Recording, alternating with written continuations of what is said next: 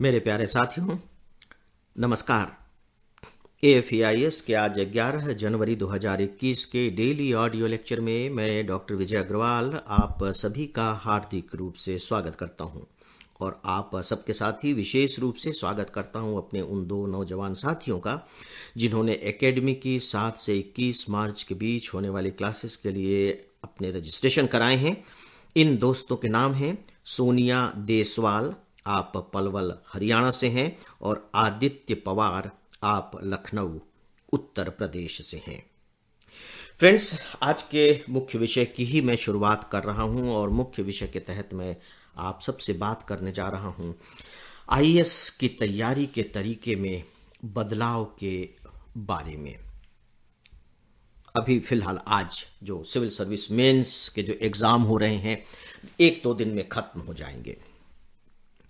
अभी जो एग्जाम हुए हैं, पहली बात तो मैं आप सबसे अनुरोध करना चाहूँगा कि प्लीज़ आप वो एग्जामिनेशन के सारे पेपर प्राप्त कर लें जो आपसे सीधे सीधे जुड़े हुए हैं, यानी कि जो कंपलसरी पेपर है वो सब आपके पास होने चाहिए। मेंस के निबंध कौन कौन से पूछे गए हैं, जनरल स्टडीज के जिसे हम चारों पेपर कहते हैं वे आपके पास होने चाहिए, और बेहतर है कि जनरल हिंदी और जनरल इंग्लिश के भी पेपर हो, लेकिन ये पेपर जनरल स्टडीज के 4 और निबंध के पेपर आपके पास होने ही चाहिए। अब मैं एक छोटा सा अनुरोध आप सबसे करना चाहूंगा। यह अनुरोध 2 तरह के स्टूडेंट के लिए है। कुछ स्टूडेंट हमारे हैं जो ऑनलाइन क्लासेस के पेड स्टूडेंट हैं। उनसे मैं कहना चाहूंगा कि आप ऐसा कीजिए कि आप किसी भी सब्जेक्ट पर जो क्वेश्चन पूछा गया है मेंस में, उस क्वेश्चन को उठाइए।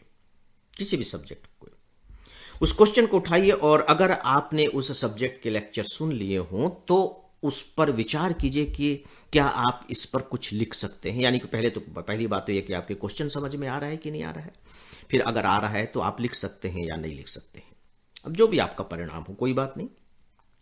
इसके बाद अगर आपको लगता है कि नहीं, समझ में नहीं आ रहा है या थोड़ा सा लिखते भी नहीं बन रहा है या ठीक ठीक नहीं बन रहा है, तो फिर मेरी रिक्वेस्ट है कि प्लीज आप उस टॉपिक से जुड़े हुए लेक्चर को सुनिए और ध्यान से सुनिए, और इस उद्देश्य से सुनिए, आपका उद्देश्य निर्धारित होना चाहिए।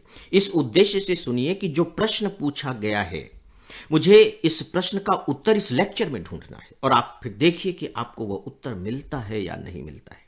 मित्रों, आप आश्चर्यचकित रह जाएंगे कि आपको बकायदे उस लेक्चर में जो प्रश्न पूछा गया है उसके उत्तर मिलेंगे, और बहुत सटीक उत्तर मिलेंगे।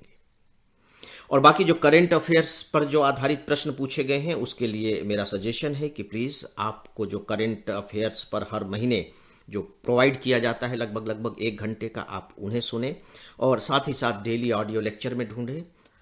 आपको बहुत संतोष मिलेगा कि वो सारी बातें वहां मौजूद हैं। अब जो दूसरे स्टूडेंट हैं, मेरे ऑनलाइन स्टूडेंट हैं जो डेली ऑडियो लेक्चर सुन रहे हैं, जो लाइफ मैनेजमेंट भी सुनते हैं, उनसे मेरा अनुरोध है कि अगर आप 1 साल से मुझे सुन रहे हैं तो प्लीज आप देखिए कि क्या लाइफ मैनेजमेंट से आपको जो निबंध पूछे गए हैं उनको लिखने में मदद मिल रही है या नहीं। और दूसरी बात कि फिर जो चारों जनरल स्टडीज के पेपर हैं, उन जनरल स्टडीज के पेपर में जो प्रश्न पूछे गए हैं वे प्रश्न डेली ऑडियो लेक्चर के तहत डिस्कस किए गए हैं या नहीं किए गए हैं। और उसमें ज्यादातर प्रश्न ऐसे हैं जिसके बारे में मैंने स्पष्ट रूप से कहा है कि ये बहुत इंपॉर्टेंट है। दोस्तों, आप ये एक्सरसाइज कीजिए और मुझे बहुत खुशी होगी जब आप अपने अनुभव से मुझे अवगत कराएंगे। दोस्तों, यहां जो मैंने ऑनलाइन पेड स्टूडेंट्स के लेक्चर्स की बात कही है वो इस आधार पर कही है कि देखिए, जो सिविल सर्विस एग्जामिनेशन है, अगर आप इसे क्वालिफाई करना चाहते हैं तो दोस्तों यह अनिवार्य है कि आप अपने पढ़ने के तरीके में बदलाव लाइए।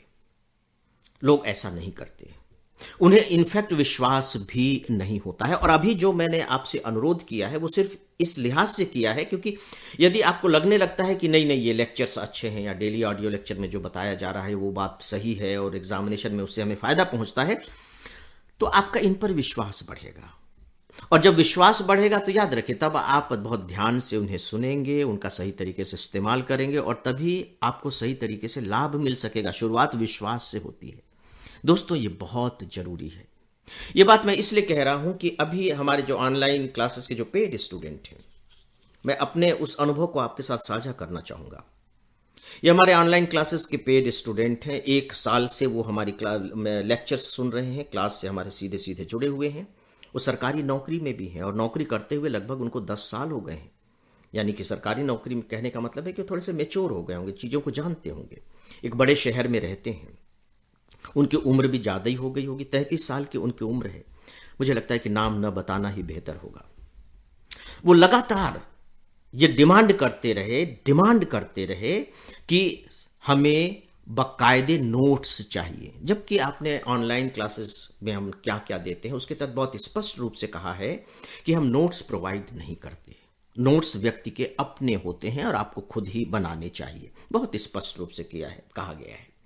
क्योंकि हम लोग की धारणा यह है कि नोट्स अगर हम आपको दे रहे हैं तो हम आपके अधिकार में घुसपैठ कर रहे हैं और आपको कमजोर बना रहे हैं।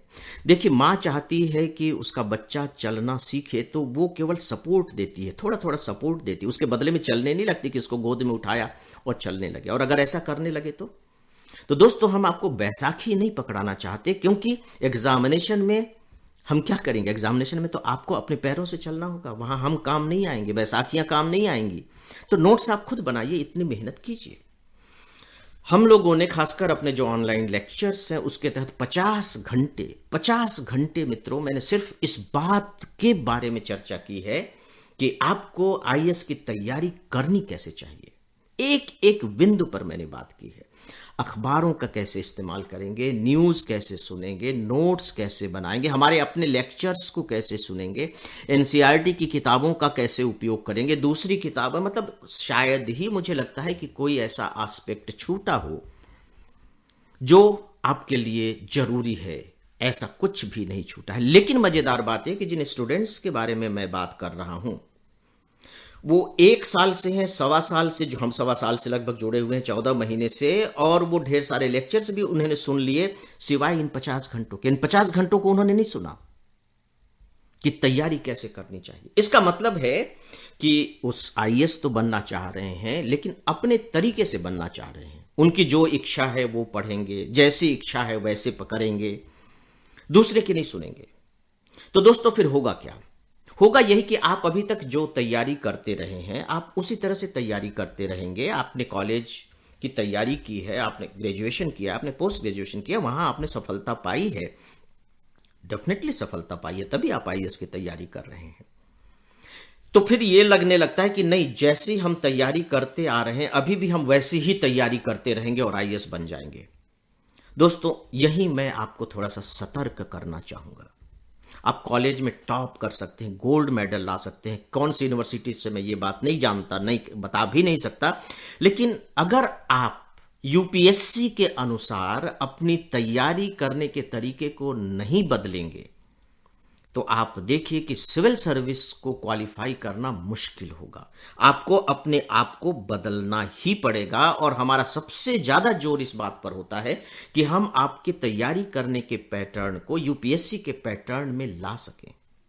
फ्रेंड्स, हमारी जो 15 दिन की क्लासेस होती हैं, उन 15 दिन की क्लासेस में 90 घंटे तक मैं सिर्फ ये बताता हूं कि आपको सिविल सर्विस एग्जामिनेशन की तैयारी कैसे करनी है, अलग अलग सब्जेक्ट को लेकर। इकोनॉमिक्स को कैसे पढ़ेंगे, पॉलिटिकल साइंस को कैसे पढ़ेंगे, ज्योग्राफी को कैसे पढ़ेंगे, हिस्ट्री को कैसे पढ़ेंगे, एसे कैसे लिखेंगे, आंसर राइटिंग कैसे करेंगे, जो केसेस होते हैं उन केसेस को कैसे सॉल्व करेंगे।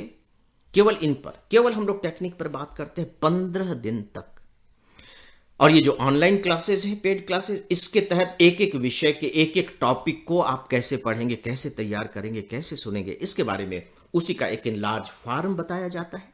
मतलब वहां तैयारी कैसे करेंगे 15 दिन में हम ये बताते हैं। ऑनलाइन क्लासेस के तहत हम ये बताते हैं कि तैयारी आपको ऐसे करनी चाहिए, उसी का एक विस्तृत फॉर्मेट है।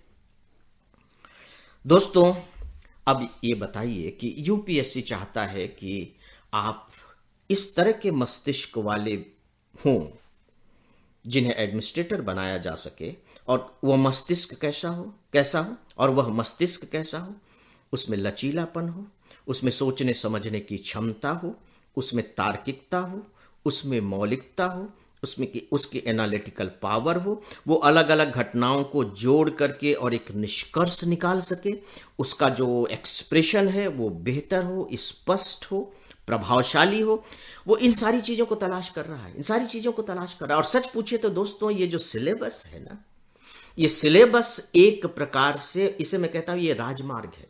किसका राजमार्ग है? आपकी मानसिक यात्रा का राजमार्ग है। जो यूपीएससी है वो दिमाग की तलाश कर रहा है, माइंड की तलाश कर रहा है, ऐसे माइंड की तलाश कर रहा है जिन्हें वो एडमिनिस्ट्रेटर बना सके। और ऐसे माइंड की तलाश करके वो गवर्नमेंट ऑफ इंडिया को सौंप देता है। फिर गवर्नमेंट ऑफ इंडिया, बाकायदे आपकी ट्रेनिंग होगी ना, 1.5-2 साल की ट्रेनिंग होती है। तो जब आप किसी सर्विस में जाएंगे तब वो आपको सर्विस के लायक बनाएंगे। अभी तो यूपीएससी सिर्फ ये काम करती है फ्रेंड्स कि ऐसे लोगों का चयन करके देती है सरकार को कि आप इन्हें अफसर बना सकते हैं। तो अफसर बनाने लायक माइंड का वो चयन करती है। इसीलिए जो आपको सिलेबस प्रोवाइड करती है वो एक राजमार्ग है, वो एक दिशा प्रदान करता है कि आपको इस दिशा में चलना है। आपकी जो मानसिक यात्रा है वो इस दिशा में होनी चाहिए, और ताकि वह आपके मानसिक क्षमता को पहचान सके और पहचान करके गवर्नमेंट ऑफ इंडिया को सौंप सके। तो दोस्तों, मुझे लगता है कि आप सभी वे नौजवान साथी जो अभी जून में एग्ज़ाम होने हैं उसकी तैयारी में लगे हुए हैं, या अभी की तैयारी में नहीं तो नेक्स्ट ईयर या नेक्स्ट ईयर की तैयारी में लगे हुए हैं, प्लीज़ इस बात को पूरी गंभीरता के साथ अपनाएं। पहले विचार कर लीजिए, इसके बाद अपनाएं कि अगर आप केवल अपनी ही इच्छा, अपनी ही रुचि, अपनी ही जरूरत और अपनी ही डिमांड के हिसाब से तैयारी करेंगे, और यदि उसका तालमेल यूपीएससी के हिसाब से नहीं बैठा तो फिर बहुत मुश्किल होगी। आप देख लीजिए कि यूपीएससी की रिक्वायरमेंट क्या है, और यदि उसके साथ आपका तालमेल, आपकी अपनी इच्छाएं, आपका अपना पैटर्न ठीक ठाक बैठ रहा है तो फिर बहुत अच्छी बात है।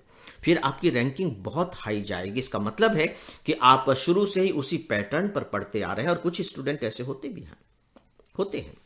लेकिन एक ऐसा स्टूडेंट जो लगातार हमारे मना करने के बाद भी नोट्स पर जोर दे रहा है, उसे कम से कम अनुमान के आधार पर हम कुछ अंदाजा तो लगा ही सकते हैं कि उसकी तैयारी करने का पैटर्न क्या होगा। तो दोस्तों, आज मुझे लगा कि इस बात पर मुझे अपने जो विचार हैं वो रखने चाहिए, क्योंकि अभी अभी सिविल सर्विस का जो मेंस है वो ख़त्म ही होने को है, आप कह लीजिए। लेकिन जो जनरल स्टडीज़ और ऐसे के पेपर हैं वो तो ऑलरेडी हो ही चुके हैं। अंत में मैं फिर से रिपीट करूंगा फ्रेंड्स कि ये जो अनसॉल्व्ड पेपर हैं, इसे आप अनसॉल्व्ड कह लीजिए, या प्रीवियस ईयर्स के कह लीजिए, या इस साल के कह लीजिए, ये पेपर आप सब अपने पास रखें। मैंने आपसे अनुरोध किया है, प्लीज़ उस पर थोड़ा सा वक्त लगाएं, आपको भी इससे बहुत मदद मिलेगी। क्योंकि यदि आपका विश्वास गहरा होता है तो याद रखिए कि फिर जो कुछ भी आप मुझे सुनेंगे या पढ़ेंगे वह बहुत ज़्यादा गहरे रूप में ही रेखांकित होगा। अदरवाइज फिर आपके पास अपनी चॉइस है ही। तो दोस्तों, आज के मुख्य विषय के बारे में बस इतना ही। न्यूज़पेपर्स की क्लिपिंग्स मैं आप सबको प्रोवाइड कर रहा हूं, आप सब देख लेंगे। ईमेल लिखने वाले मित्रों को धन्यवाद देता हूं, और इन्हीं में से कुछ दोस्तों के नाम हैं: मुकेश यादव, महाराजगंज उत्तर प्रदेश से; KB मीना; आदित्य सोनी, रायपुर छत्तीसगढ़ से; खुशी भारती; डॉक्टर कृष्ण कुमार यादव, परसा दरभंगा बिहार से; हेमराज वर्मा और रोहित चौधरी, भोवाली उत्तराखंड से। आप सबका बहुत बहुत आभार। और दोस्तों, इसी के साथ ही अब आज के इस डेली ऑडियो लेक्चर को यहीं समाप्त करता हूं। नमस्कार।